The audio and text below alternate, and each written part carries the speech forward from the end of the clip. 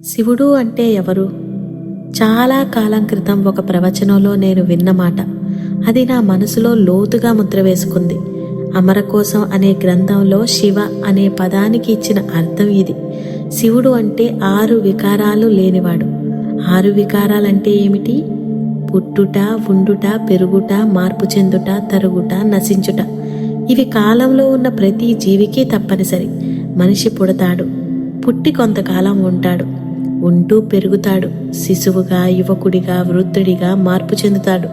వృద్ధాప్యంలో శరీరం తరుగుతుంది, చివరికి నశించిపోతాడు. ఇదే కాలం చేసే పని.